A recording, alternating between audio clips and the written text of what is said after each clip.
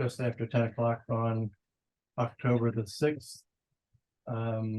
This is the Finance Committee meeting of the Lewes Board of Public Works. Welcome to everyone who is here in the audience. The audience is packed today. Absolutely. Roll call. Barbara Cordis, Austin Kalaman, Kimberly Gallier, Carolyn Jones, Calvin Jaber are all here. Michael Hogan is on Zoom. And we have a quorum. And our first contestant is Fulton Bank Presentation of Additional Funding Offerings. Before we do that, can we move number 8 up? To right after 5? Yes, Okay, between 5 and 6, good idea.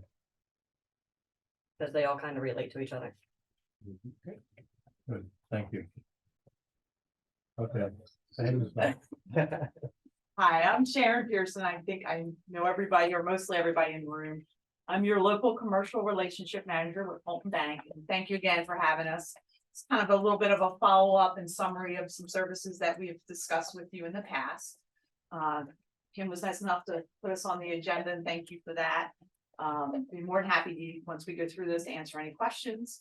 I have Margo Goodman with me. She's the branch manager right here in Lewes. And I have our commercial market executive online. Katie, if you'd like to say hi to everybody. Good morning, everybody. Happy Friday. Good morning. Good morning. And I have Bill Keatley with us from our Fulton Financial Advisor.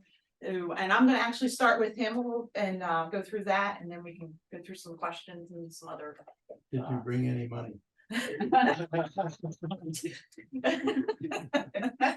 it in the vault. So, Bill, I'm gonna let you take it from there. Thanks. Good morning, everybody. I'm Bill Keatley from Fulton Private Banking Group. I lead Fulton's financial advisors in Delaware, Maryland, and Virginia.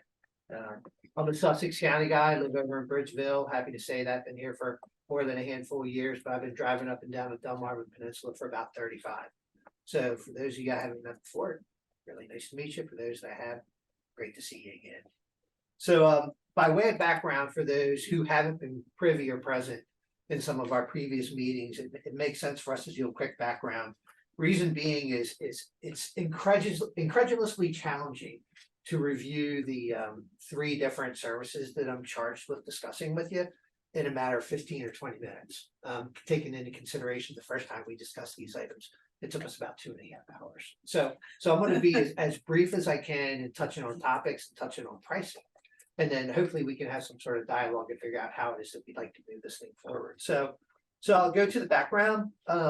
Beginning in the spring of 2022, I was introduced to the team down here to discuss a number of different banking services. Obviously, you guys are, or we are your primary bank and have been for quite some time. In that responsibility, what I need to do is I need to come out and meet with clients like you to make sure that you're aware of all the different services that we can provide. In the event that growing the relationship provides more products and services for you, that's the benefits pricing, the benefits interest. We try and introduce you to some things that we feel like we're very, very good at. So to that end, last spring, we discussed, enhanced banking services. We discussed lines of credit. We discussed the retirement services program that you guys provide, both the existing existing program as well as the retired program. And we also discussed the investments of your outside investment management account and how to better utilize those as a way to create a line of credit that was not only larger, but more attractive from a pricing standpoint. So we had a pretty in-depth discussion. I think probably took a better part of about 2.5 hours back in the spring. In September of last year, we met with this board almost a year ago, if not exactly a year ago, to kind of brief over some of those same recommendations. And during that meeting, we shared this pricing model that we have in front of you right now. The second follow-up, or third follow-up to that was in December of this past year, when we actually closed on an initial line of credit that we provided to the Public Works Board. And at that point in time, I kind of asked Austin, hey, look, I don't want to keep beating you guys up about this. It's been about a year now. Do we want to keep talking about it? Or is it something that you're interested in or not? So we kind of let it slide through maybe the summer. I popped in one day, I happened to be in the market, and we thought it might be a good time to re-entertain this. It's not very often where I have the opportunity to sit down with any board or any foundation and provide them cost savings that we have on this page in front of you right now. So I'd like to touch on this, and I'd like to first point out that keep in mind that the numbers that are in front of you on the screen are as of 2022. So I would expect that there's been changes in your balances on both the retirement services program as well as the investment management account. But at this point in time, we had to just kind of go on what it was that we knew. So what we know is that in the spring of last year, you guys had a 457 plan, and you were paying fees of approximately $21,500 annually. You had a defined benefit program in place, which you were paying approximately $24,000 a year for. You also had a relationship with UBS Corporation managing your investable assets that you were paying about $107,000 a year for, which equates to about, at that point in time, 93 basis points. You were paying total advisor fees of something just north of $150,000. During that point in time, or in that snapshot in time, our same services at our regular rates, we would have been able to manage your 457 plan for about $14,000 a year, your defined benefit plan for about $17,500, and our rack rate for investment management for institutional assets is 50 basis points on an account value of $10 million. So overall, we were able to save the organization, something north of about 40 to 45% total annualized fees. When I was in business, I like to equate fee savings like that to people. I think there's probably an opportunity where I might have added a headcount to your organization, at least last year. Not sure about this year. So a couple of things that we're aware of with regards to changes. We know after we did the presentation that UBS came back and made a small discount in the pricing to that, which is great. I think comparably speaking, it's still probably well above where it needs to be. Over the course of the last year, I've had the occasion to come up against them on 3 different occasions. And oddly enough, what we have found in competing with them is that they actually charge retail rates to institutions. So most organizations like yours qualify for institutional pricing based off the size of your assets. Institutional pricing essentially means that you get a discount because your assets are larger, you qualify for it, and people want your business. So, our standard rate for this, as I said, Kim, whoever's on the computer, if you could bump so this is our regular rate. There are no discounts associated with this. We provide this financing for these fees to every institution that we meet with. And I would also want to mention that we only provide these rates for clients, but these are our client fees. So, and you guys have been one for a very, very, very long time.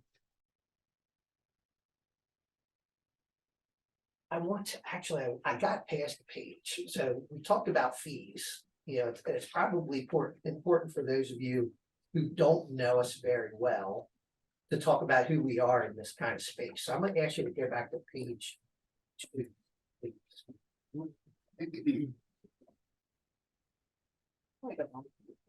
I just clicked them.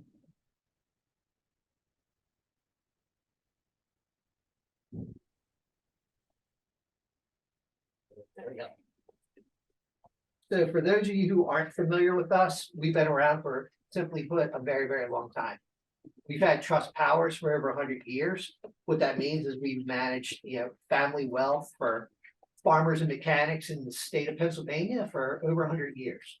So we're not new to the investment management business by any way, shape, or form. We do manage finance and investments for a varying group of municipalities throughout our 5-state footprint.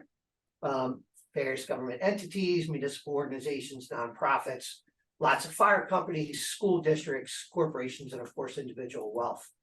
Fulton Financial Advisors manages $15 billion for 40,000 clients in our 5-state footprint.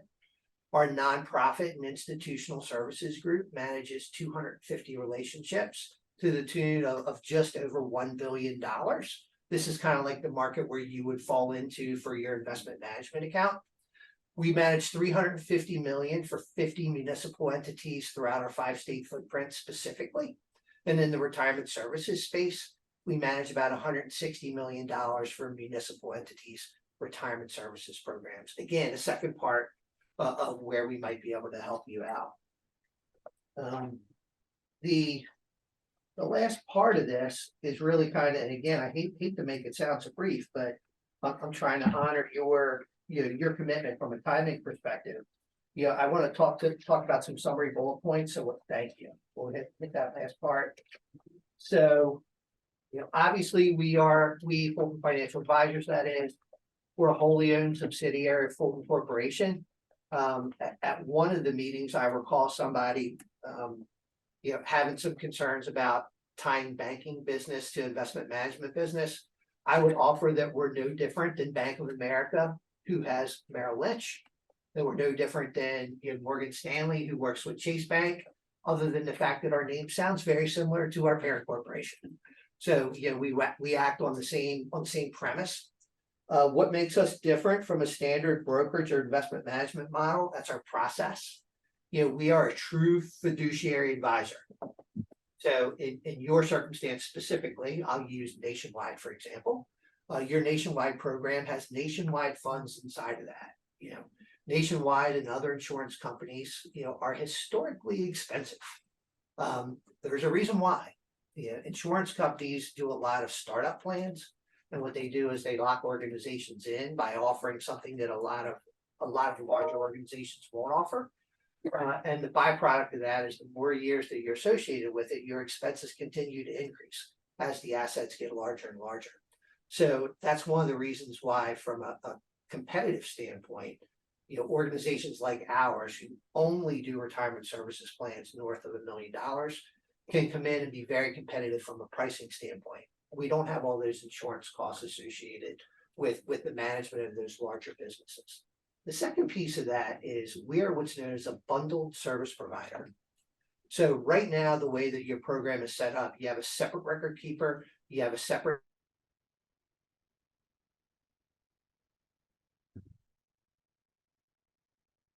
of HR in your business is the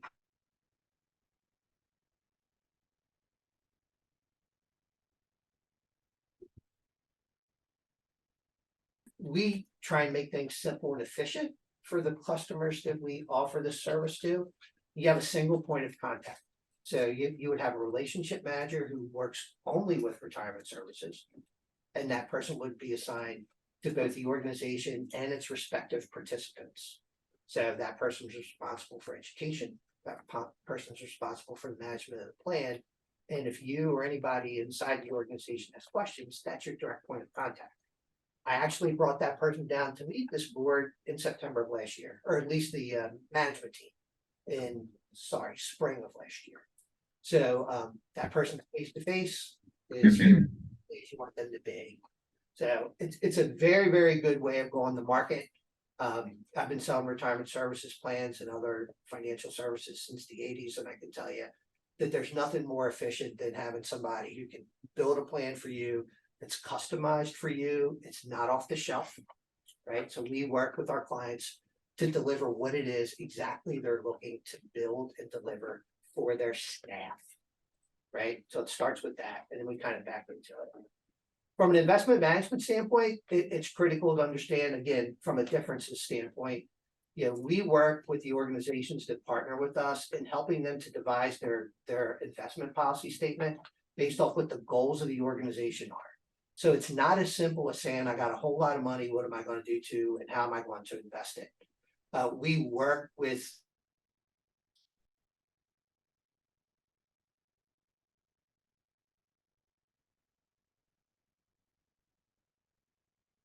devise an appropriate investment policy statement taking into consideration all areas of risk.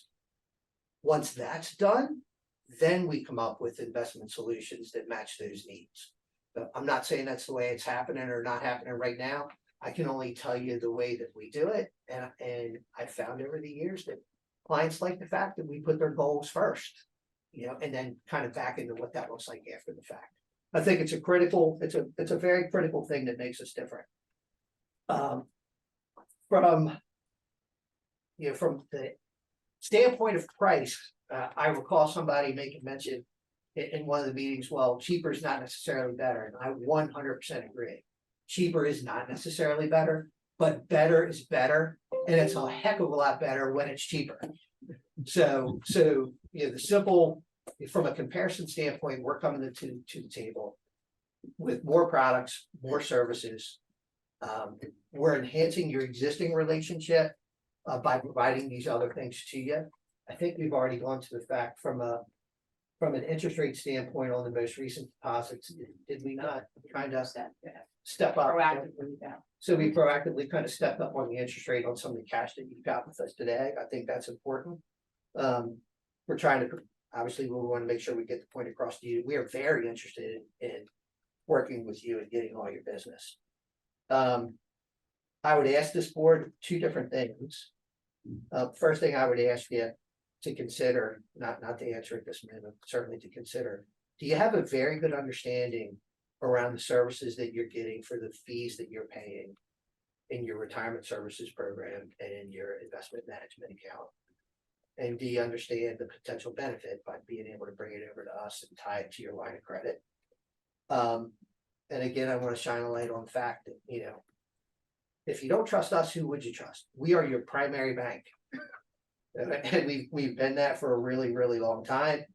And we'd like to help you work through what it's going to take to get to a place where you consider making this change. Because I don't want to keep wasting your time. I think this is the 5th time I've come down and spoke with you. I came across to speak to you. And I'm happy to bring in the appropriate members that represent our institutional services group and our retirement services group to have in-depth discussions about one or any of these different solutions. But what I don't want to do is keep wasting, the board's time or the organization's time if it's truly not something that you're interested in taking on. So I'm happy to take any questions or hear any comments that anybody's got. That's certainly a fair enough statement. Hey, Bill, Yes. this is Mike Hogan, and I apologize if maybe I misunderstood what we were asking this time around.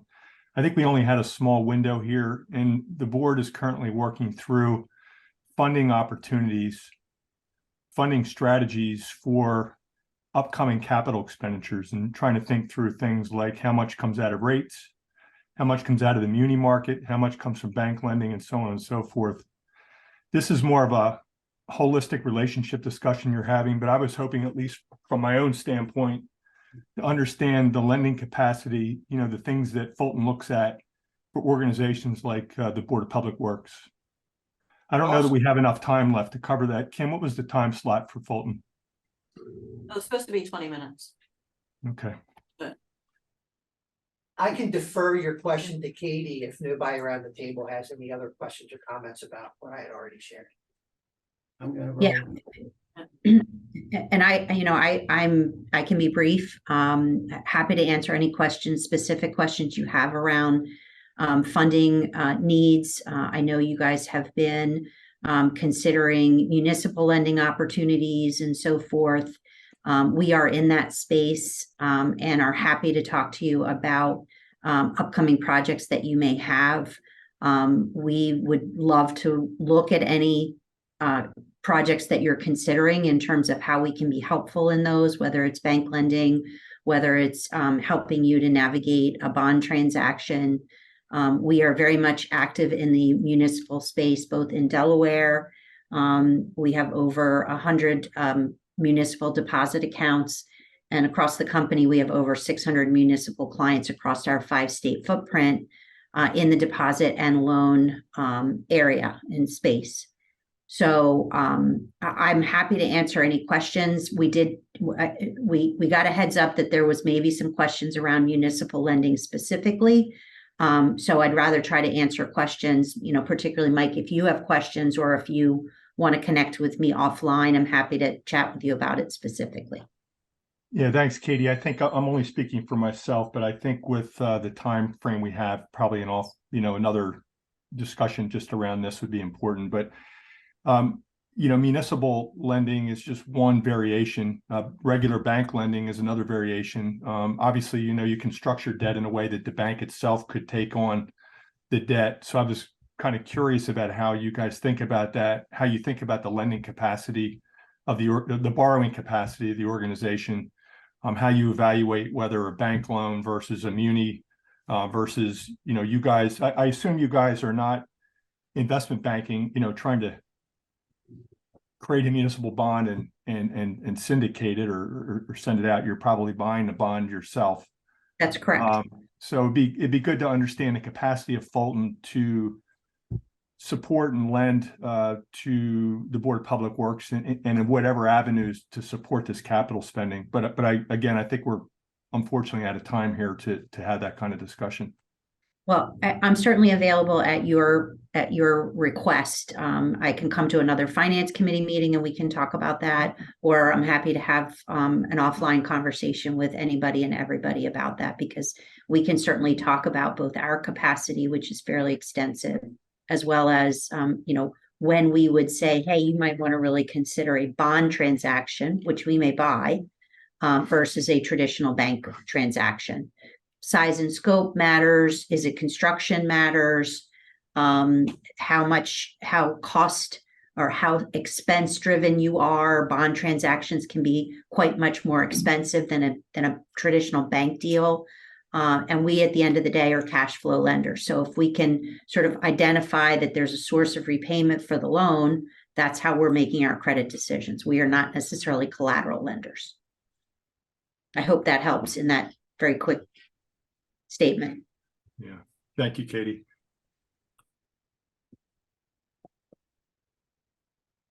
What's the risk I stand of for meeting. BPW being convinced by either the offerings that you have of being too dependent on one banking source? Because your offerings are so attractive. Yeah. How Risk in being dependent.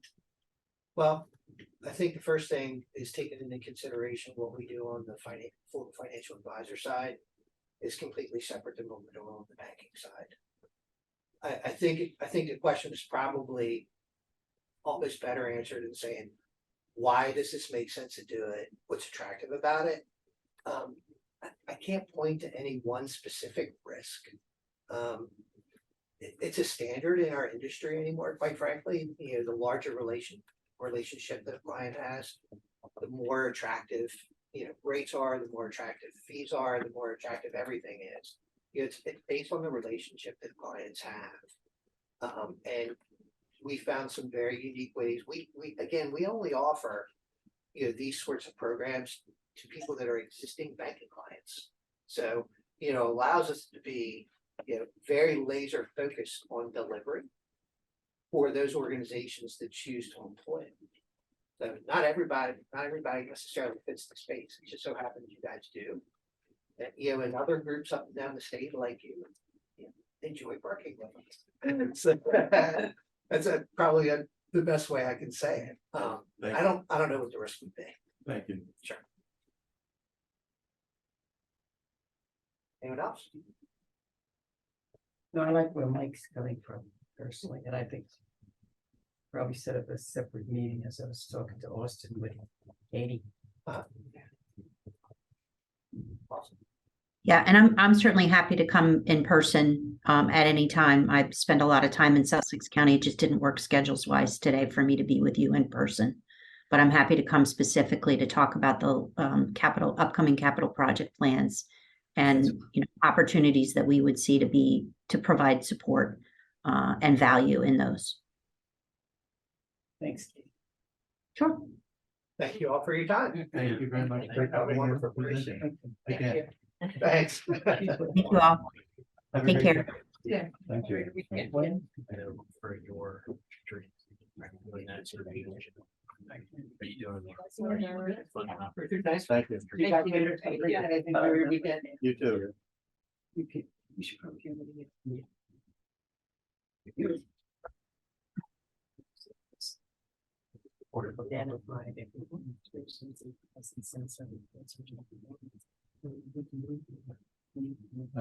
This is going to be a relatively short committee meeting to update us on several financial related items currently being worked on.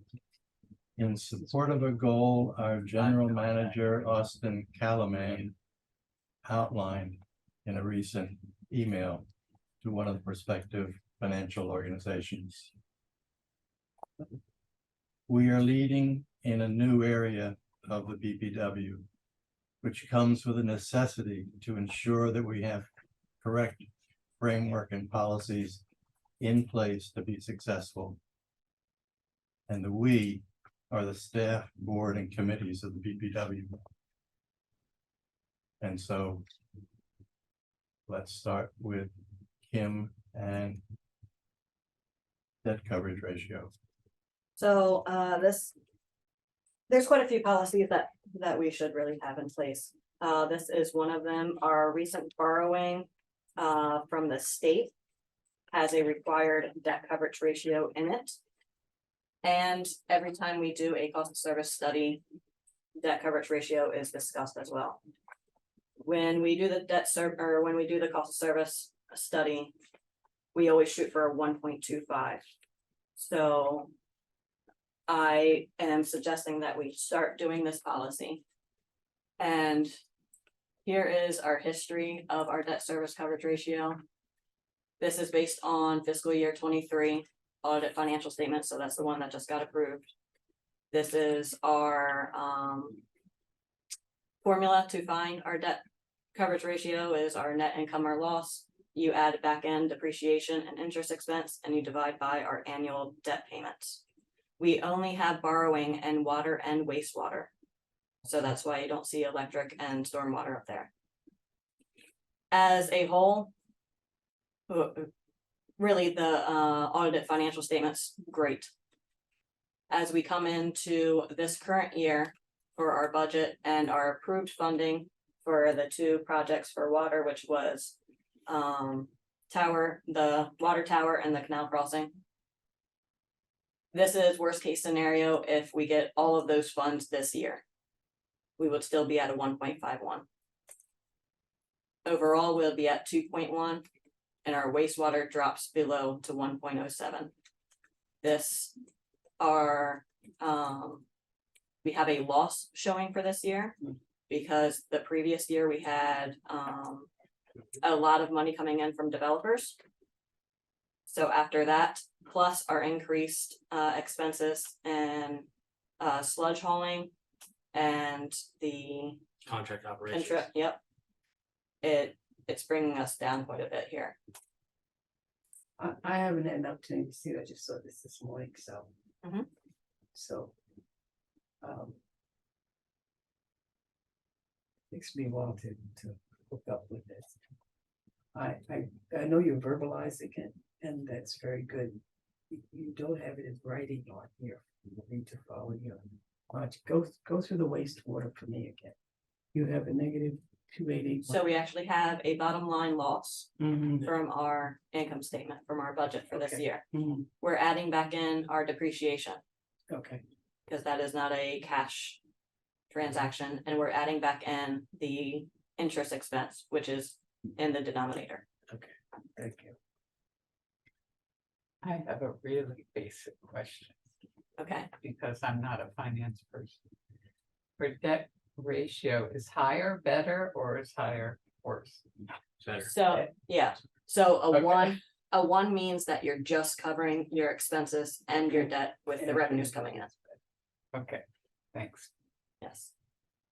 It's not simple. People don't know this. So Yes. ask anything. And the reason that you see water and wastewater is because in the past, that's Those where are most of major. your, that's where, you- About and it's your That's great, easiest, right. but it's your easiest funding opportunity Mhm. because you go to the state. So it kind of what Richard was saying, we're trying to lead in a new era instead of being, well, that's what we used to do. Mhm. We're trying to change that perspective and say that it may have been what you used to do, but that's not necessarily the right thing or what you should do in this day and age. And so when you look at electric, there was a lot of capital investment in the electric back 10 or 15 years ago. They paid for it all out of cash. And ours, I personally, I'm taking the caveat of the outage, which had nothing to do with us, putting that on the record. That was in writing as Yeah, well. our system has been very, very reliable, and I knock on wood too. And I think a lot of it had to do is we invested a lot of capital in there, and we continue to invest capital on the electric side, but that comes in the form of actual cash that we're investing. SRF loans, state revolving fund loans. We go to the state, it's essentially a 1% interest rate with a 1% admin fee. So you're borrowing at 2%, and you're talking about loans that, at this point in time, we just did 20-year and a 30-year at 2% for both. We went for Highland Acres, we went for Savannah Place, actively discussing the possibility of Hornkill. So there's benefits there, specifically when you're going through the extension, because for us, we're passing that on to the homeowners. So we're providing the ability to get that funding and make it more affordable. The electric, it's just not as easy because there's not a program out there offered through the state. So then you're going down the path of, you go for separate funding, like Mike was saying, you go to an institution, a banking institution, whether you go through a line of credit, whether you go through FEMA. That's the new path that we've been seeking, is going through like FEMA grants, going through DOE grants, which we have. We actually wanted to go after a security grant for the substation, because obviously that's one of the bigger discussions that we've had. But we missed that funding opportunity, and we're looking to try and do that next year. And then stormwater is going to be a hot topic as we progress. And there is the ability to go get grants actually through SRF for stormwater projects as well. So, That's good. yeah. So I'm making the suggested policy that it's 1.25 debt coverage ratio for each utility. However, one of our utilities is already under that. So this might be something that we put in place with the understanding that we are working towards 1.25 and to not do any borrowing until we get there. There's also possible exceptions that we add in the debt that is being reimbursed by customers, like Highland Acres. Principal forgiveness, like Donovan Smith. And that would be like for Highland Acres, for example, just to kind of piggyback off what Kim said, is that you actually develop Savannah Place, you develop a forbearance agreement in which the homeowner has a lien on the property, and the lien is against the property for the homeowner to pay the BPW back.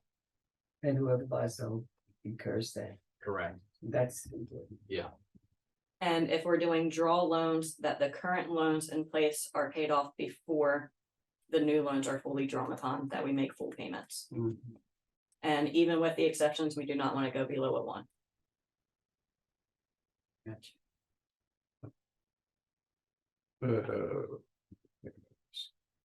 So the state would like us to PPW have a debt cover ratio for purposes of going to them for additional funding.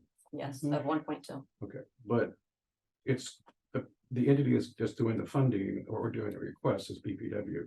It's not BPW water, not BPW wastewater. Correct. So it's an entity. So I'm at a loss as to why we would have imposed a debt coverage ratio at utility level at this point, especially when we're underwater in one case. And so we're could be adding a policy provision in which we already are breaching it. Correct. So we are trying to work towards each utility to be healthy by itself. I understand, but I'm a little reluctant to Make an assumption. approve a policy that's with one that we're already breaching. And two, it's really an internal thing. I think we need to think about that. The ask here is for the entity to have a 1.25 debt coverage ratio to satisfy the state. I think we ought to leave it like at that. I recommend to leave it at that at the moment, and then consider how we want to address, the cost accounting feature of what we're trying to accomplish globally. Because Security. if you have a breach, then you have to put a plan in place to rectify the breach and a timeline for that. So, And you're starting with the breach. yeah, and I'm not, exceptions are. I like to stay away from exceptions because exceptions need to be approved by some oversight body. In this case, I would think the board, and the board is going to want to know Yeah. what the plan is to rectify the exception in a reasonable period of time. So, That was there for if, the policy's being written up, if these are things to consider to include in the policy. yeah, I would think exception is anything below 1.25. Okay, I don't think, because then you have this gray area. I mean, what's between 1 and 1.25? That's an issue. It's an issue rather than exception. yeah, Right. right. Well, the policy would be in place that we wouldn't do the funding. That we are breaching our policy. Yeah, then we're putting ourselves in a bind, Starting up. kind of a self-imposed fatal. Starting behind. But, Good point. So it'll be 1.25 for the business as a whole. Is Mike still on? Unless we want, I am still on. Oh, okay. unless we want it to be a little bit higher for the entity as a whole. Well, Is there any advantage in terms of?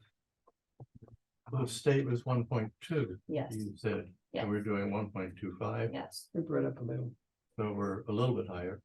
At that, And then we have that 1.25, but in reality, we're much higher than that, so. But if we looked at things like loans from banks or bond issuance or something like that, would a higher debt rate coverage ratio be more favorable for getting good terms for those kinds of borrowings? The answer is yes, Barbara. Let's talk about that. Is it the policy limit or is it the actual limit? I would think the actual limit is going to be, if it's higher, then you get more favorable terms, like as opposed to the policy limit. But when you go through, we had this discussion with a pretty well established bonding agency, and one of the biggest things is to have a policy itself very much helps you in the process of it, because they get to see that there is an oversight associated with it. So Mike, are you okay with, you mentioned, I want to make sure that we make the distinction between policy and actual. Is it your experience, if you have a policy limit higher than 1.25 rather than actual, then you get more favorable treatment? Well, I think, yeah, but Barbara hit on it. There's the credit rating agencies are going to do, they're going to rate us. And the less coverage we have, the lower our credit rating. It's similar to a FICO score for an individual. Right. Your rate is going to go up. I'm referring to the policy versus actual.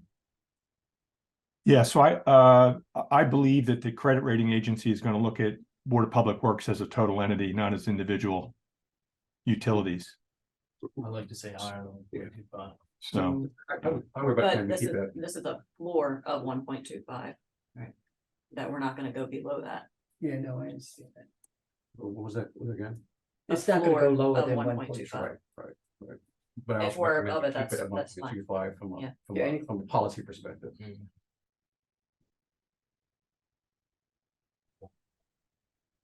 1.25 as a whole business. As an entity. And then we can continue to discuss the utilities and how we care for that.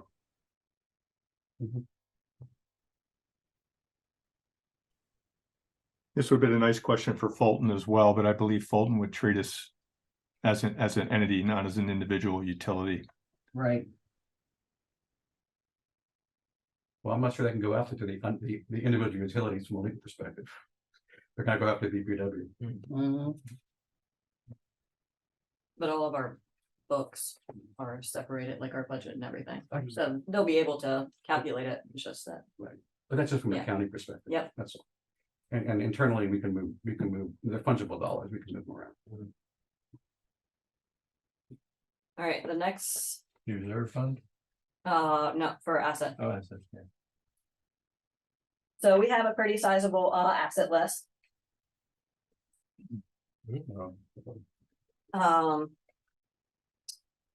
Our assets can range anywhere from 1 year to 75 years, so it passes through a lot of different hands and accounting systems, and we might even theoretically have something from a handwritten ledger still being depreciated on our books.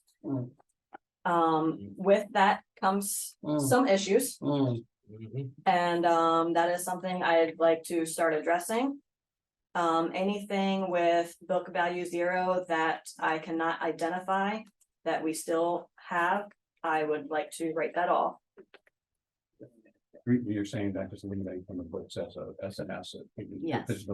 We can't find it. Yeah, There's no value to it. it's no longer gonna be on our asset list. So, If you can't identify it. Mhm. Also, I'd like to add that to a procedure for end of fiscal year, because we do not have an end of fiscal year procedure. I would like to start doing that, Right. and this would be included. And make sure that there's an emphasis on asset naming.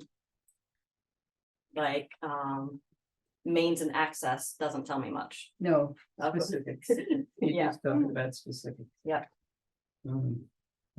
So in doing this, it will not affect our books because they are a $0 value. However, they will affect our cash reserves slightly. I showed the actual numbers of how they would affect. It'll be a $17,000 effect on electric, 6,000 on water, 14,600 on wastewater, and under $1,000 for stormwater. why is it again?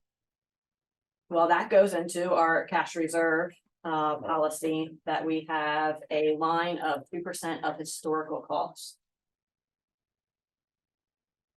So that's the actual effect on it. It's pretty unmaterial. And I do still have to actually go through this listing and contact the electric and water and wastewater and stormwater departments to make sure that, You're reading it right. Yeah. So as far as how we got here, do we know how that is, and do we have procedures in place now to prevent it from occurring? again? that's the next talking point of we need a better procedure between inventory to assets to retirement. Here, here. Right now, we do our entries to inventory, then we do a physical inventory at the end of the year. Do the entries for what went out into the field. If we know specifically where it went, we do put that, but otherwise it's poles and transformers. And we don't know where it is. So I don't know exactly what that looks like. I am in talk with some financial members with our joint action agency, DMAC, of what they do. It seems like it's So- common against municipalities. Yes, Yeah, don't Yes. reinvent if you can get somebody else. yes. So that is another thing that we are working on to make our books tighter. So we can put asset tags on transformers then. You No, would 'cause put you it don't know on, what they- you would put it on a specific transformer at a specific location instead of just saying It Yeah. by itself. as a whole. We could definitely do an asset tag system. Yeah. The work up front is gonna be brutal, but after that, it should be. Well, we should be able Easy to go. know. But it's that new day and age. It's the thought behind the way it was done in the past was you just did poles. Of course, Yeah. it's appropriate for its time.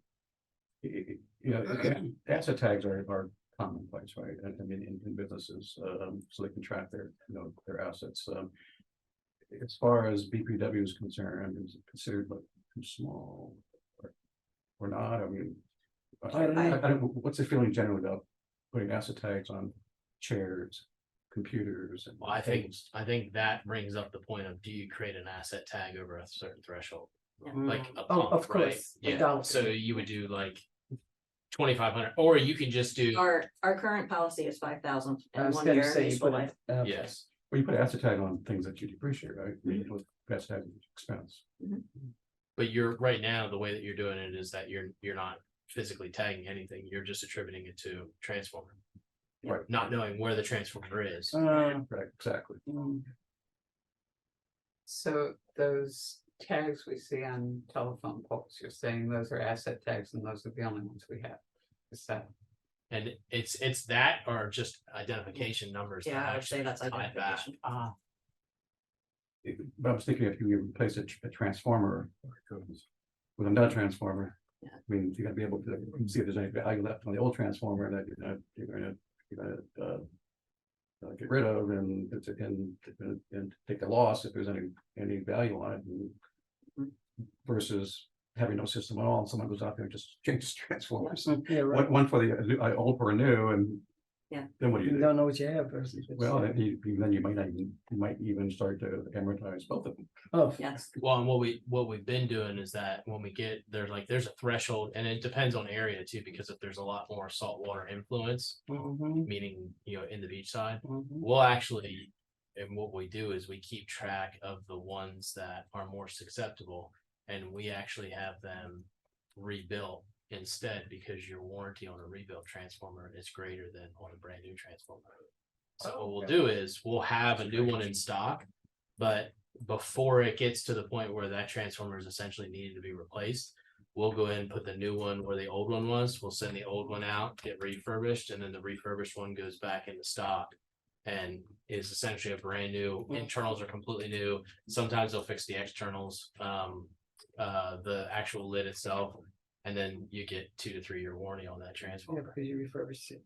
which helps with our inventory because your cost to rebuild is so much easier. Plus, you can actually you physically have it instead of having to wait Have 2 to wait, years. try. Mhm. Yeah.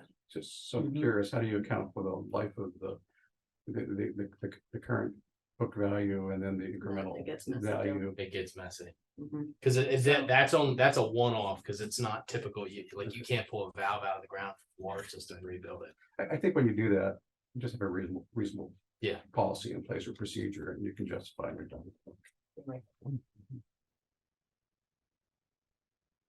So if But- the rebuilt transformer sits in the yard without being used for a couple of years, you don't have a warranty, it's on, right? But what they get creative because they'll swap stuff around. Yeah, it's a So it won't be sitting there. so it really helps from it, because what we did is like we'll buy transformers, but we hold them as stock, and we know our reorder point is very methodical, because You once track of, in other words. and Southeastern will give you they'll give you, so like if you take it back and you say it can't be rebuilt, then they'll give you salvage value on the transformer itself. Oh, that's. And then if it can be rebuilt, you're bringing it back in stock, and you're paying a lot less than if you want a new one, especially in today's day. Mhm. It does get messy though, Yeah, but there is money involved in that. especially when you get into your big ones. Like we had one about 6 months ago, the transformer was 25,000. We have another one where the transformer's 50,000+. But one of the other things that we wanted to start doing is the way that our policies are set up now, which we're literally working on this, is that in our electric tariff, we didn't have a minimum for what is considered primary metering, which is when the customer owns the entire system. So you primary meter actually ahead of the transformer, and the customer owns the transformer all the way into the establishment. That is a very typical practice for Delaware Electric Co-op, DP&L, and a lot of other folks, because you would have to have this one-off situation where you own a transformer that would literally only be used for that one customer. Mm. So how do you keep that in stock? Mhm. Yeah, right. 50, 60, $70,000 transformer. Yeah, how do you justify that? So we're working on right now updating our tariff to show that there is a certain voltage that once you go over that voltage, that triggers it. Before that, it's always been on a case by case, because those customers receive a discount on their bill because they're ultimately responsible for the infrastructure instead of us. Ah. So there's a lot of moving pieces that are kind of being worked on at the same time. But what we've realized is that there's a lot of old stuff that we're trying to clean up. Well, you're whole town, can I tell you? First down, first day. First down. So just getting back to your sheet here, so these reductions in packages that to be replenished, I think. It's actually going to reduce our Requirement. requirement. Okay, got it.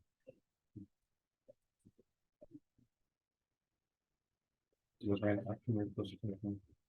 No, you're gonna No. take that to the board. Yep. It's not right off. She just takes it to court. It's kind of the blessing of the committee. Yeah, we just give her what she needs to talk to the rest of them. Our next discussion is number 8 that we moved up between 5 and 6. Did we cover the project estimates? 4B? Um, That was supplemental, it was Item. taken out. It was Just taken go. out? Oh, Yeah, okay. it was just a street product. Just the naming of what it was, right?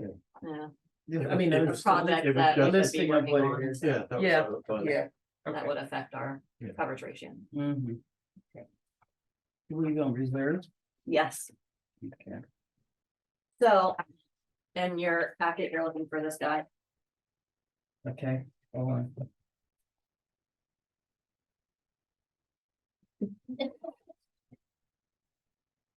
For minimum cash reserve 23-24. Oh, yeah, I got it. I got you. Um. Yeah. Okay. I covered it. I also added Take in care of it. an actual paper copy of our reserve policy. I noticed that 2015, is that the most recent? Yes, Where's your policy over here? it's in the packet. It should be like the last paper. Oh, okay, okay. And like just said, administrative question, how does that dovetail what's on the website, because the website has it just said the common consolidation of all the policies and under 3.2. It seems Yeah. similar. Yeah, it should but- be, But not identical. it should be the same information, just for some different. Yeah, it doesn't say here when it was approved, this stuff goes into. The compilation was just approved this past year, so that on the website is all accurate, yes. Okay, so this was approved, this in 2023, so the cash reserve policy was approved in 2023. Technically, Yes. yeah, yeah, They took all the previous policies and brought them in as one document. yes. But But yes, that whole document was Yes. approved in was it So- 20? Late 22. So that should be updated to say 23, because that, Yeah, it you really, know, we want a policy for it, and it's 8 years old, right? April of 22. Okay, just say-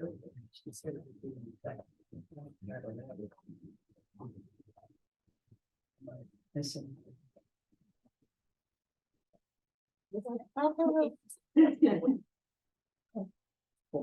Karen, should give you this one. There you Oh, no, I don't know this. so our cash reserve policy is set up, there's a few different lines. We have 25% of our O&M expenses. Our risk management reserve, which is 2% of historic cost of assets. Our current year capital improvements, that accounts for 15%. We take out what we plan on borrowing. Our 5-year capital improvement, 15%, and take out what we plan on borrowing. Our customer deposits is just electric, and our self-insured, which is our deductibles, and we self-insure $1 million for flood. This is broken down by the utility, electric, water, sewer, and stormwater. And this also goes into the discussion of resiliency fund. That second line of 2% of historical assets was put in there as a resiliency methodology. Is a total of 1.436 million. The risk management is Oh, risk. named as described in the text Yeah. as, you know, unexpected word description. helps here. Catastrophic events may occur that require substantial investments to replace damaged assets is the first sentence. Hey, Kim, Yep, are those values that you just put forward all historical? That's just kind of what was in place? the values that I put through for what? You just The ones you put just. through a read. lot of values to set up the cash reserve 15% policy, your ratios and things. So the values, the value row is the full value. Is that what you're asking, the column? No, you just, you're building, you have a cash reserve policy that Yeah. says we need to have this much reserve for this cost. We need to have this much reserve for self-insurance and so on and so forth. Are Yes. those all just based on that's just the way it always has been at the Board of Public That's Works? based on our policy. Okay. Presented Are we on using this policy. are we using this as an opportunity now to kind of reevaluate and think about whether those are the right? Okay. Percentages. Yes. Is DMAC or other organizations able to kind of give this is kind of the state of where the industry is today, or? I will tell you that DMAC literally just went through this within the last month or two. Oh, yeah. They utilized the services of PFM to Okay. establish it. I believe they rewrote the entire policy. Hmm. Which obviously we're continuing our discussions with them as well. And I've already reached out to Stephanie Dove, who is the CFO for DMEC. She said that she would love to go over this, but she kind of politely said that they're in budget season. But But she said, so the potential here is that sometime, as we kind of walk down this path, these ratios and structures could evolve and change. yes. Okay, thank you. So I want to show you the state that it's at now, our current policy, using our current policy. Our bottom line says we are almost $4.6 million short of what we have in our investments and what our policy says that we should have in place. Where do you see? Where's, I see the I think it's 4.5, at the bottom. I see the 4.573, that's what you're referring to. Okay, and what are you telling me that, what you should have in place? We should have almost 11.4 The million 11th, and we have 6.8. But you can do your math to figure out exactly where that came from, which was the $4 million. Yeah, we did a 4 million, well, four $1 million withdrawals to pay towards Pilot Town Road and Savannah Road Extension. So that's the bulk of it. And in the past 2 years, we've lost over $1 million in fair value adjustments. So when did this start to go negative? It was, I have that in my notes somewhere. That last year. And the reason why I'm asking is that. It's supposed to be 5 year. Do we have a breach of our policy and have we reported to the board and do we have corrective action plans? yeah. it's It has supposed to been be reported to the board that it is not within our policy, and then we have 5 years to correct that. Yeah, I read that. It seems like an awful long time. To stay. Well, and I think the reason that they do that is because when you look at the implementation of a rate design, instead of having the sticker shock of having to implement it over 2 years, they have it over 5. It was in the preparation of fiscal year 23. So it would have been in 2022. But that would be just the rate. I mean, there could be other sources. that you could- Correct. Correct. And that, again, that's taking a look at the policy that exists today. I can tell you that I don't necessarily view that this policy is the correct policy as it stands, because you're taking the current year capital plan, then you're taking the 5-year capital plan, which already includes the current year capital plan. And then you're also saying that even though you're only taking a smaller percentage of the 5-year, the chances that what you have in year 5 actually happens, every year you go down that path goes less and less and less.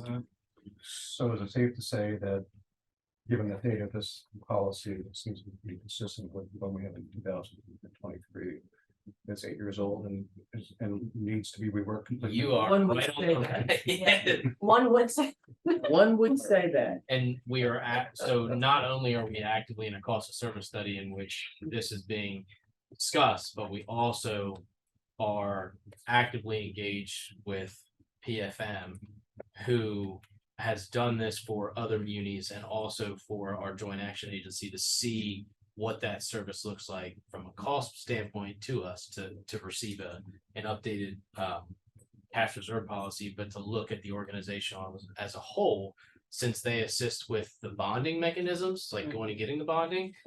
What should we have in place that doesn't exist today that will assist us and And make us getting- look very well when we moving go and forward. then we go to the bond? Yes. Yep, so what's the time frame for this? So we have reached out to PFM about scheduling something in the next, I'm gonna say 2 or 3 weeks. And then hopefully from that discussion, we'll have a path forward. And, it's a matter of us moving, but we are still having the rate design being done at the same time. So we're moving forward under the current structure of the cash reserve policy, but also discussing the alternatives to the existing policy to see how it kind of ends up working in parallel that ultimately blends into one. All right, so the time frame for some perhaps being presented is, Months. I'm gonna say 3 to 6 months. I think that's ideal. I would like to have it done before the next budget season. I think that that's makes sense. fair. That makes sense. That would be what, March? Yeah, March is when it's approved. We What's generally your fiscal start, year? it ends March 31st. Oh, you're the same. So, You're the same. so usually in our February board meeting is our first presentation, and then March is adoption. But you should have a framework here shortly. I mean, you talk about 3 to 4, 5 months completion, but you have a new framework in place. Probably Before. Mhm. 1, 2. Hopefully, well, I mean, we'll see. I think the meeting will set a benchmark for how they've done it in the past and what And that's how you looked gonna like. do it. Yeah. And kind But of should also be, it should be made clear that PFM hasn't been engaged yet. correct. So this is a capabilities discussion with PFM. Mhm. If the Board of Public Works likes what they hear, there could be an engagement. Then PFM is going to have to give a better idea of the the data they would need and the guidelines and timeframes and things like that. So I think maybe throwing out final timelines right now might be a little bit premature. Sure, but Just getting an idea though. yeah, exactly.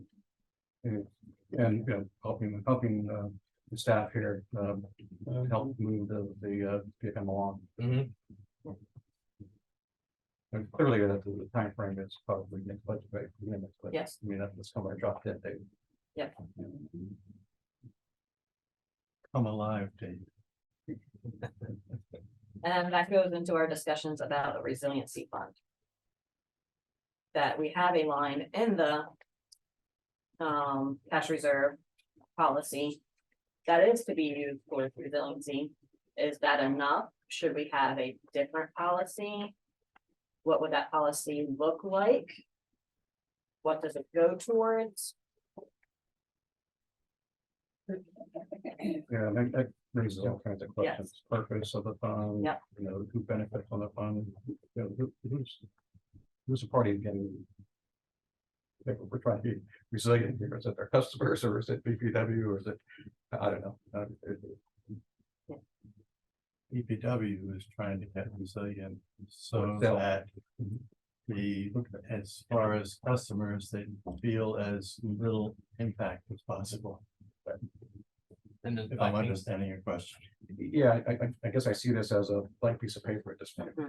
Well, Well- the question is where, so when you talk about resiliency, is that resiliency as an allotted amount of money sitting in the bank, or is Or it where's it coming resilience? from is what you're trying to say. Yeah, and the question is whether or not that's a line of Yes. credit, whether that's funded by insurance through a premium. Because we talked about parametric. Obviously, parametric is absolutely through the roof right now, just because of everything that's going on natural disaster wise. But it comes with a very large premium. Like we had talked when we originally had the conversation with our insurance broker. They did not really understand parametric until we engaged with them, and now they've developed a new fondness for it. Well, parametric is essentially you insure whatever you want. It's like Lloyd's of London. Oh, okay.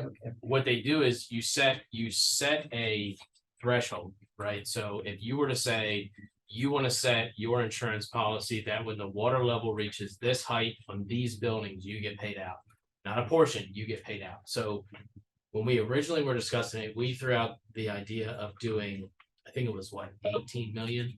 It was like exactly what our operations was to pay out. Because you can do it as lost revenue. So like if something happens on the beach side Mhm. and the entire beach side would be wiped out by a natural disaster, you could actually utilize the payout as lost revenue Mhm. to account for that, because you're losing all of that revenue that theoretically would be coming in.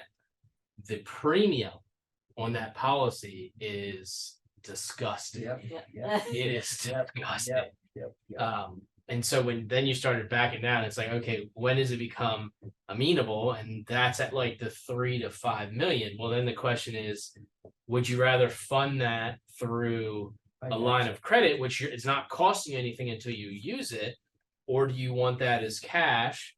So it's kind of like it's a unique spot, because we have the existing line of That's a credit. good word, unique spot. Yeah. Actually, Well, we just talked about the coverage ratio. If you use that line of credit and all of a sudden you needed all of it. then Yeah. Well, and that's the question there is that almost like a restricted line of credit, which is Mhm. that line of credit Absolutely. is there and Mhm. only utilized under Mhm. these parameters. Absolutely. The existing line of credit is there as kind of like a That's cushion. different. Yes, That's that different. what I use it for, I use the term agile, because Okay. in funding mechanisms from municipality, that mechanism is you're going and getting funding from an institution, or you're funding it through the general fund. If Obviously, you have if you- hands on that, that's different. correct. So line of credit allows you to say, I don't have to go through the process of I know. I SRF, know. so it's there. It's a even though- security blanket. period. Correct. But the one that's there now is there as a cushion, not necessarily for resiliency. So the question is if, If you want to. and that's what Fulton was going after, because Fulton said, well, we can do an additional line of credit of 6 million. And then the 3.5 million you could utilize for your resiliency that would sit there. Because it's not cost you anything. So that would sit there, and then your 6 million would be there for your average day to day if you're going after vehicles instead. Yeah, of no, I cars. understand. I fully understand. Yeah, You know, it could be a combination. a lot. Yeah, Yeah. I mean, to get to a target state. Yeah. You know, if our target state is 5 years down the road, to have a bucket of money in the resiliency fund. You know, maybe you gradually get there. But in the meantime, you have some coverage, you know, from Yeah, it's from a security insurance, blanket, yeah. from insurance, from lending sources. Until you get to your target state. Mhm. But then I'm also worried about that debt coverage ratio. If you go too high, you've got to consider it fully funded. Yeah. Because it could be in a second. You're gonna need the entire fund. Mhm. Austin, I'm not 100% knowledgeable on parametric insurance. I assume, like many forms of insurance, payout usually has to go through a process. Which could take a while. That's the unique part. So parametric, it is historically under 30 days, sometimes under 7 days, sometimes within 24 hours. Uh-huh. And that's built into the cost of actually having the policy, because there's no questions to the policy, because the policy actually has the trigger. it's- Well, that's your yes. advantage. The Yeah. advantage is You your pay for it. timing. Yeah. But you're gonna pay for that. And this whole discussion came about is that Kim and I were at a conference. It was a financial conference at APPA last fall down in Savannah. And there was another community that had 15 million in the bank. And you're talking about, and we had gotten a lot of slack about 5 years ago when we were sitting with 15 million, because here you have the visual impression of they're a not-for-profit, they're a municipal entity with 15 million in the bank. And I talked to the representative for the other utility that just so happens to be in Florida. And I said, how do you get away with not getting slack? And she said, wait until you have a storm and the power's out for 7 days and you won't get any slack, because that's what they utilize. They used that 15 million as their floater until they got paid back from FEMA. There was security blanket. And we've been blessed with not having to worry about that. I mean, you saw 8 hours when it was a plan and it was 4 and it went to 8. There was a Mhm. lot of scrambling, and I can attest to that in that extra 4 hour window. Oh, I don't question that. And when you start talking about if you had a natural disaster, and I think it did showcase that you have one line coming into the town, so your self-reliance Mhm. on that entity to provide the service to you at that interconnection point. That was quite It's an like- education, actually, there. Yeah, it You know, when we were up like 5 in, and I didn't know about the other council folks, but one of them started an email and we realized we were all up. And then we're like, okay, well, let's see what's online. And then we heard you say something and then somebody else found out something. So we were talking right up until Mhm. somebody said mine's on. We were like, I'm thinking banks. I'm thinking everything. Yeah. What's it? What the hell are we gonna do out here? Yeah. You know? At that point, I was thinking of all the industries that were on, their power source, their own power sources, and how long they would last. I mean, did I it last know. for a day, a week? That's How where we were like, oh my God, We what's were- the backup And here? I was on with RL with BB pretty much every hour Mhm. on the hours since 10 o'clock the night before. Well, yeah, But how long will these industries with their own backup? I mean, can they go for a long time? BB can. They have a very large fuel supply and their generation handles a very large portion of their operation. The scary part with them is that under this circumstance, it's do you go into surgeries on backup generation? Because once that goes, then you're kind of in a state. So they actually furloughed their morning surgeries and pushed them back. amen.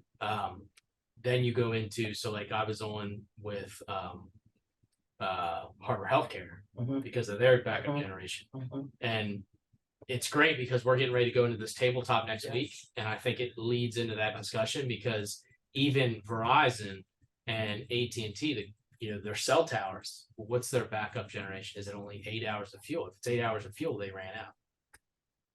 Plain as day. So look, as Yeah. easy as early as last week, AT&T had its problems. I could not use my phone here, but I could use it in Rehoboth. Yeah. So we need to consider. Well, I mean, Austin, these are 15 days, you Yeah. know, what you do. Okay. Go ahead, Mike. I've always, I'm one of these people that always a little fearful of debt, loans and things like that for a lot of different reasons. But if I remember right, when Sandy came through and hit some of the Jersey towns, a lot of them were knocked out of commission for 6 months or more. I think Maniloking and places like that were really shut down. Gas lines came out of the ground and all sorts of, things that made the town unviable. And, one of the problems, I think the line of credit is a viable alternative as part of the solution. But, if you found yourself taking on significant amount of line of credit loans and then having now debt repayment and you've lost a big part of your rate paying base at the same time, that could sort of snowball very quickly. And I probably would be one of the people that would maybe advocate to really thinking through, cash reserves as a sort of, kind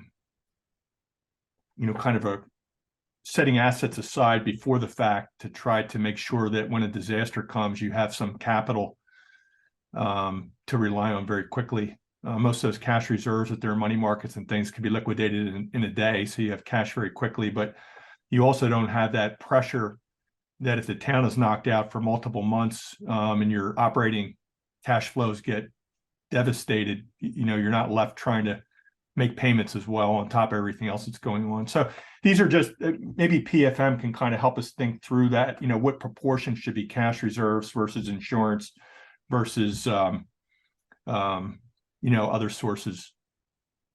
Yeah, I as you talked before, I would definitely like to see cash reserves, but the target state and how we get there is the question. Barbara had forwarded what the city has as like a roadmap of things to consider for resiliency and how to think about the progressive thought process and what should we consider and what sequence and so on, which would be helpful to land in with what do you need as an amount. So what's the next step here? mean, it's something that we need to have. Is there a working group that needs to get together, put a framework together? What do you suggest next step? Well, That's all.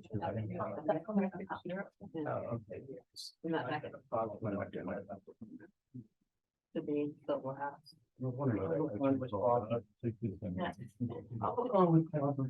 Guys. Yes.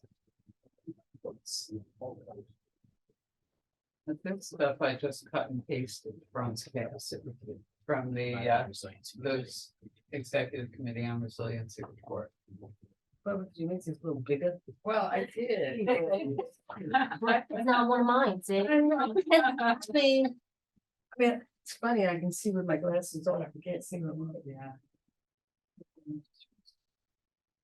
I think, So this would be a continued discussion with PFM, so Oh, this we is- do engage with them. Okay. because I we would mean, take, even if, are we gonna set up like a 90-day cash? For resiliency? You really have to give some thought to this. I don't remember where Trinity next was, because isn't, Yeah, didn't they, yeah, didn't Yeah, they they go over talked that? about having a certain amount That's, of time of cash. yeah, that's, Not only for resiliency or anything like that, but Yeah. for funding as well. Yeah. Banks look for that. I remember that.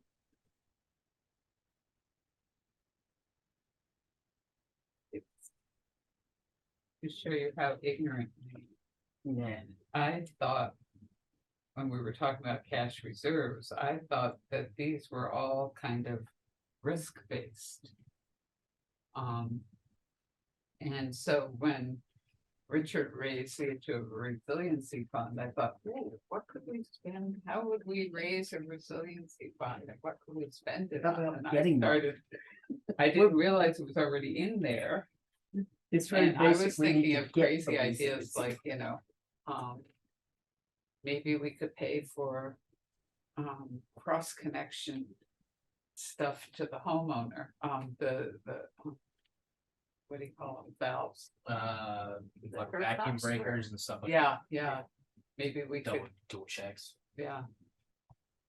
So I had no idea, Well, we're very basic. We have to figure out how to get Yeah. money. yes, Resiliency is all about how are we going to go about getting it. And that's both entities. It's not just Yes, I'm us. not just, Yeah. I'm speaking for us.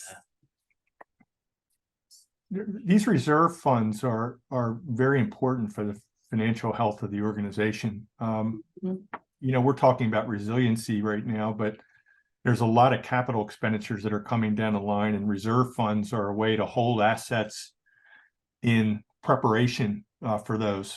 One of the important decisions that the group is going to have to make is how much of upcoming capital expenditures is going to be funded by, let's say, loans and municipal bond offerings and things like that at the time of construction versus how much is going to be put away in anticipation of those spendings before they come due. And so that also shows up into this in a cash reserve account. The stuff that we would pre-build up in expectation of the capital expenditures. Mike, we should be able to model that though, right? Should. A lot of this will get back to best practices and what interest rates we expect to see in the market and so on and so forth. When interest rates are zero and or close to zero, and you can lock them up for 10 years, having a little bit more maybe debt funding of those capital expenditures is important. But when interest rates rise dramatically like they have, cash reserve pools may be more of interest. But I tend to, in most things, lean towards cash reserves and less debt where possible. I think a lot of entities have far over levered their balance sheets. And when you take on a lot of leverage, you have to be really right about your future assumptions, because any little mistake when you have a lot of leverage quickly turns out to be a real disaster. And we all know forecasting the future is very, very difficult. So I think PFM is going to be able to, my guess is PFM is going to be able to help us think through some of those things. We also have some of our own techniques and things like that we can employ. But this cash reserve policy, the size of cash reserves, the types of cash reserves, how we're going to use them and so on and so forth, how we're going to invest those pools are all really, really important decisions. And they're something that we're going to have to deal with over the next couple of months. I know it's a big ask here, but I'd like to see us develop some kind of model here, so we can do some scenario analysis and plug in, different scenarios, see what comes out, including rate increases. Not only what kind of returns we're getting and expenses if you debt or if we put some aside, reserve aside from operating net operating income, and just to get some feel for it. see what it looks like. Yeah. And see how the numbers dance around a little bit on the page. But I don't know if it's someone in University of Delaware at some tech, some computer lab building a model for us, or how we go about it, or something off the shelf that we can look at. Well, Calvin, we've actually built the 3 models to do that right now. So 3 of the 4 utilities are now fully modeled with operating models, capital expenditure models, and they were designed to be what ifs, to allow scenario analysis and to think about the impact on the organization. So we have that capability now. Kim is doing Kim is doing a cost of service study. That'll be kind of our final proof of concept or proof of structure of the models that we had built. But we're pretty optimistic that they're going to be useful along that line. Yeah, I've seen those some of them. We talked about those before, but I didn't get a sense it was the kind of modeling I was thinking about. Something more comprehensive. The spreadsheets behind the front spreadsheet are all the ones that you can manipulate. That power that front. So, for example, this is probably not the right time to talk about it, but you could tweak ready use fees. You could tweak individual energy fees, for example, and so on. The markups over wholesale rates and things like that to see what financial leeway that brings for developing a bigger cash reserve portfolio or funding future expenditures. So those you kind of got a snapshot of sort of the top level, but there's a structure underneath that. And maybe I need to spend some time with Kim and maybe understand a little bit better. And even like the capital improvements, you can move them around. Right. What the effect And would be. then put line items in there if we need to, additional line items. Cash reserves already in there. There's on the front page, we have our restricted from the cash reserves. Yeah. Maybe we just spend some time. If you have time. Not tomorrow, but sometime. Three months from now. That's what I could say. You better be specific. Yes. The last item on the list I'll bring lunch. was the Okay, well, this makes it better. When do you They're come? available. the developer policy review relative to timely reimbursement. I spoke with Mike Hoffman, our counsel, who agrees that he can probably work something up for interest rate kicking in when developers fail to pay their bills on time and to better define the size of escrow accounts. So what exists today, to add clarity to what Richard's saying, is that each developer's agreement has a provision in there related to the escrow account. And what it's done in the past is it's been $50,000 and it's replenished in $25,000 increments once you drop below 25,000. In some cases, we have had developers, and my guess is because you have their revenue comes in as the development is built. So the majority of the fees are front loaded because that's when the work is being done. And so some developers will pay a small amount on the escrow account instead of paying the actual amount that's due. And in the developer's agreement, there's not a mechanism to charge interest when you're sitting there, because the escrow account funds both the city improvements and the board improvements. So it's kind of it's a situation that has come to light more recently that, we're at the opinion that we can always get smarter. And this is one of those circumstances that if we're not getting paid on a net 30, the board is paying that. Because we're getting those invoices from legal or GMB, we're paying that, and then we're passing that through. But we're not passing anything on them. Correct, if they don't pay. So like, they could sit there and That's not right. pay for 2 That's months or 3 Yeah, months. right. And so what's that mechanism look like? And I think you said Mike was looking into that. Yeah. And the justification for the initial escrow account amount. Yeah, It seems as if typically it's been 50,000, Yeah, it's just been a generic number. as opposed to related to the size of the development. Or, I don't know, the track record of the developer, I don't know. But It's just an arbitrary number. that's a place, well, it's a number that GMB estimates Oh, I see. as the placeholder for the escrow fund, however they figured it out. How But long it ago was that seemed, done? but it seems to That's the be point. just the same How number. realistic on is it projects. today? Yeah, That's your issue. and especially if, it's a difference between the Tower Hill project and, a couple people doing something here in town. Well, the bottom line is there's money to be had and you're not getting it. So it should be some kind of number that's commensurate with the size of the project. Absolutely. Right. with a mechanism to recoup the funds at an interest rate should they not be paying a Absolutely. day. Absolutely. Which for our monthly billing is 18% per year. So Yeah, well, do That would be something my because you're letting suggestion. money go out the door. that we have that in there as well. Mhm. It's 1.5. Well, we're in Delaware, so we can charge anything we want, so. Yeah. It's true, but. I mean, I'm the laws of Delaware.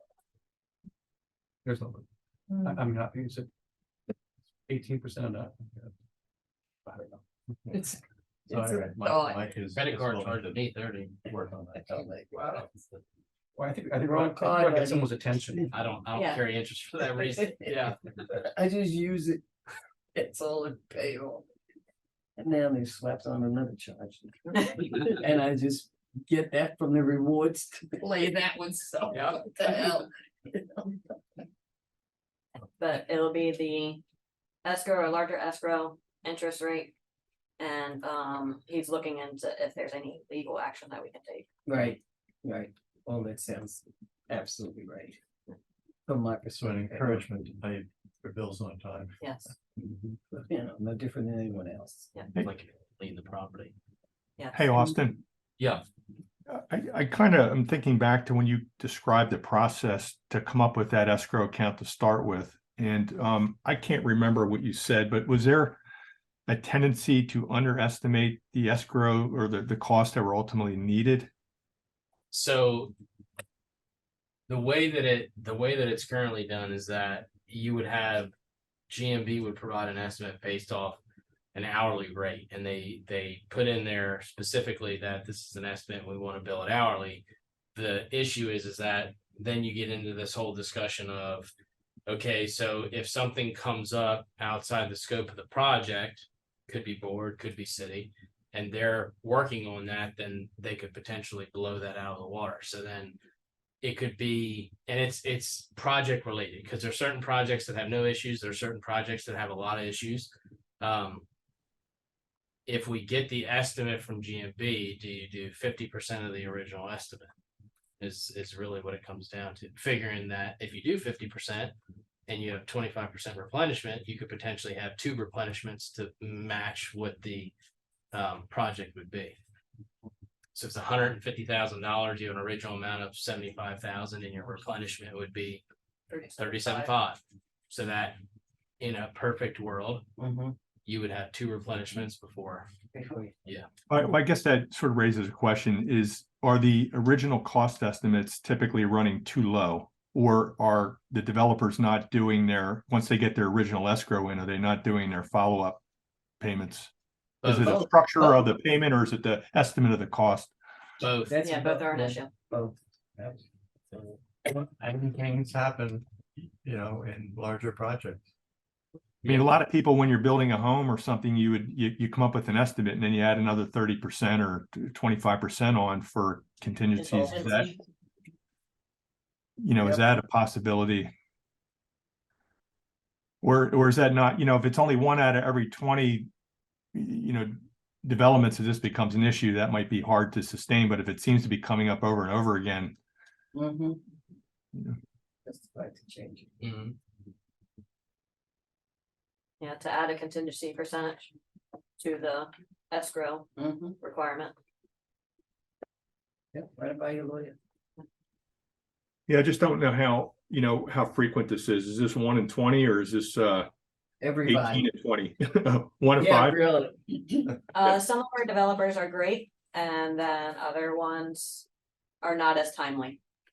Well, it seems like you just articulated 2 different issues. One, if you're underestimating the cost of these to start with, that's an issue. That's not a developer issue. Maybe they're just doing what you've asked. But even if you're estimating the cost appropriately, if the developers aren't making up their next 2 payments, that's a whole nother issue. And that's, in my mind, feels like it has a legal element to it. And even though you have those who are paying, as you said, the bottom line is that then it wouldn't have any effect on them. They'll continue to pay, but you Correct. capture those who aren't. Yes. Right. So our current, the current procedure that we do is when we get our GMB invoice, it goes through our approval process, and then it gets billed to the developer. And when it gets billed to the developer, it gets emailed every month, or if they have a different process set in place, then we have one that just asks for quarterly because those bills are so low right now. And with that, I give the statement and the invoice, what their balance is, and if they need to make a replenishment payment of $25,000, and it's due upon the date on the 30 days from the invoice, and if they need a replenishment invoice or if this invoice is sufficient. So I'm pretty thorough for for what needs to happen and when it needs to happen. It's clear. So you just need a mechanism to reduce this administrative costs here that beat away. I mean, it sounds like really setting these target dollars by project size would help. Yes. The escrow accounts are gonna change based on the project. And they have a mechanism in place to deter them from not paying. Correct. To encourage them to pay. Yeah, that's better. When you say 25%, I think It's amazing what percentages do. yeah, it's actual dollars like coming out of their pocket. Any other questions? No, I'm good. Otherwise, if there's, the scheduling of next meeting is to be determined. Yeah, I think that would be best after PFM, after we do a preliminary with PFM, if we're gonna continue with them or some more financial advisement. I thank you all. Is this stuff that I mean, how else do we help? How else can this community help you all? Staffing? I think the biggest thing is setting policies that match Or what updating exactly, them, yeah, updating them. And procedures. yeah. I think that's the biggest thing. Staffing, you can figure out. The policies that guide staffing are the biggest thing. And for the finance committee, I said that I view it as a mentorship for me to become better at my job and understand. Absolutely. Okay, thank you. Anything, Mike? No, have a great day, everybody. Great You too. weekend. Yeah, for the weekend. Bye. Thank you. Awesome.